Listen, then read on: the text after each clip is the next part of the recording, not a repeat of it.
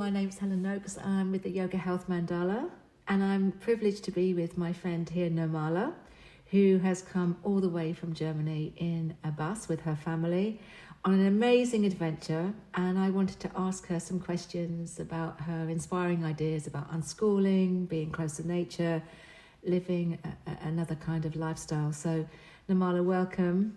So great to have you here. So I wanted to ask you, first of all, what brought you to this idea to come on this trip through Spain and Portugal and onto Greece and onto other amazing countries? Can you just tell us what drives you to make the choices that you've made? Yeah, thank you, Helen, for doing this with me, for being so interested and open. What brought me on this trip, what brought me to the idea of taking my whole family on this, or mostly my family, one oldest daughter is in Estonia at the moment, doing school there for a year. So basically I've been thinking about exploring countries and being close to nature all my life. I think that's where my spiritual path started actually. Even when I was a child, I just wanted to be out in nature. And I found out through traveling that this is really easy to be in amazing places where I feel so much connected to Earth and everything. So I went traveling even before I really finished school, and I was traveling for 10 years with stopping for studies and so on. I stayed longer time in different countries, but then I got pregnant in Sri Lanka, and I felt the need to get roots for my daughter. So we traveled 4 years together and ended up in the community where I'm still living. I lived there the last 13 years, a big eco-village in the north of Germany, but always felt I really want to give this exploration and the feeling to my kids, to take them to different cultures, to see how you can live a life of renunciation, actually it is, right? If you're living in a bus like we do, you don't have a hot shower every day. You sometimes don't have a shower for days. And you don't get the food you're fancying and all this stuff, but it brings you so much back to yourself and so close to the people we meet and to the basic things of life, actually. And I just love so much being close to my family, actually, and spending time together. That's really not having our letterbox there, not having all the stress of school, of getting up early, of having to prepare meals at certain times a day, but giving them so much space. Also space for our conflicts we have in the family, actually. We really have time for that, to address it and to see what's below, what does it need now? Yeah, just a really wonderful thing. I'm really happy. Yeah, that sounds very nourishing and something that we've forgotten. So I know also, because I've been watching you on, following you on Facebook, loving all your posts about your trip through the Camino, and I would love to know how that was affecting the whole of the family. What changes you saw, and how being outside and walking in nature, what that brought you and your family. Yeah, actually our family is quite complex through being a complex patchwork system. So we have lots of conflicts in our family, I would say. And on the Camino, it was just so amazing. We had the most beautiful time ever as a family together, cuddling all up on a bed, 90 centimeters wide mattress. We once had just laughing for hours and hours because there's nothing else there. There's just nature. When I would ask the kids at home to go for a walk with me, they would hate it. They would never come. But then when they heard about the Camino, and it was really funny actually, we were driving through Spain and we didn't plan to walk the Camino. I just told them, I saw a sign and actually there's this path you can walk. And they said, we want to do that, And I said, well, it's more than 300 kilometers and it's gonna be really difficult over the mountains. And they were so insisting of it. So actually we started 2 days after, we had 2 days to pack our stuff, buy ourselves backpacks and shoes and whatever we needed.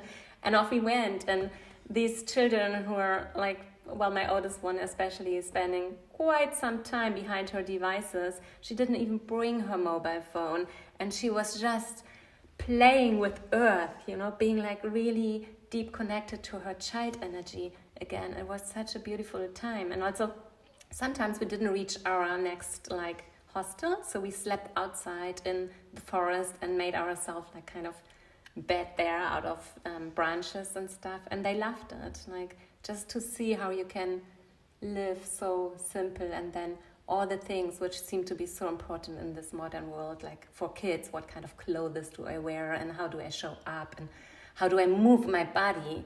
It became all so important, it was like the purest, deepest energy came through, even in the way how they moved their body on the paths. Like sometimes my son was just running up the mountain, or my daughter like dancing on the path, Yeah, it was really special. Yeah. So they said they only want to walk like if it's at least 100 kilometers. So we are planning to do 800 kilometers for the next time, walking from Turkey to Konya. Will you tell us about the horse riding and the trip in Georgia? Georgia, yeah. I mean, that's our next destination. We go there in a few days. We drive through Turkey, go to Georgia, and do like 11 days of horse riding at the border to Azerbaijan. And it's just a very small group with a friend of ours, and just in really wild nature. So yeah, it's gonna be one of our next adventure. Eating food from the earth, actually, like eating just herbs and stuff. Yeah. I want to come. I want to do the Camino with you and the kids, and fantastic. So one final question we've been discussing together is your youngest son. He is being unschooled, and I was also speaking to your partner yesterday too about how, which I'd like to interview him, how he felt that as he was expanding, that he gave lots of space for his own son to expand and to give him space to be a kid, and that he's learning so much. So could you comment on how your kids are still reading, writing? I noticed when I come and visit you in the van, they're still studying and doing stuff. So can you comment on that? Well, actually, when you came to our van, it was an unusual situation that they really had their books out and they really got their papers out. But it's been raining for a few days, so they were bored.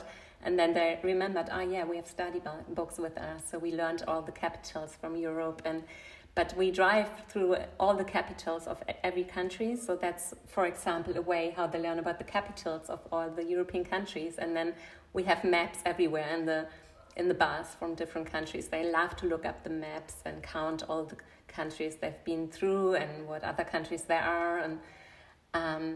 And then, like, we meet you and speak English with you, so like they both get to know English in a good way. Yesterday we had a sport lesson, climbing up 4 hours on this mountain, like they were rock climbing, like quite an intense lesson. And yes, they are so curious about everything, but I think they can really stay with their curiosity, because it's not like after 45 minutes, like that's how long a class lasts in Germany, you have to stop your issue and then start learning something else, but they can explore the whole day. Like when we walked on the Camino, my son was doing the, how you call it, like 1 times 1 is 1 and times table. Yes, so he was doing that like for hours and hours and just learning it by that, like together with Lucas. So, and they want to learn the different languages. We go through the countries. So I think it's just wonderful to see how open they are, and I'm sure they will stay that open if like they can learn in such a free way. And also I think they can learn to make their own choices rather than be forced to make a set of choices that are offered. Definitely they are so clear with that already, because they are not told like, get out this now from your backpack and put it on the table and open, like 30 people in a class just open their books at the same time. I think it's mad. And a wonderful thing about it is that they stay so free also with social contacts, like they're as open to you as they would be with children, and like because they don't have this authority thing with adults, like that they're kind of their teachers and you have to talk to them in a formal way or something like that. And they don't have this comparison, like how you say, like that they compare themselves, like who's better, who's faster, like who's doing this, like who's having the better clothes, you know, all this falls off, and I love it. And also the stuff with the mobile devices, you know, it's such less of an issue if you don't go to school, because you're not exposed to it all the time. Yeah, that's really inspiring, Namala, and I hope it's inspired all parents out there and all the rest of us that are not parents. I'm also really inspired. And I, at the beginning, at the end of this little podcast, you'll see Namala's details, and I thoroughly recommend her teachings online. She's got quite a lot of stuff out on YouTube, and you can follow her on Facebook, but you'll see all the details at the end of this podcast. So thank you so much. I'm really inspired. Thanks for coming to visit. Thank you, dear. And thank you for listening.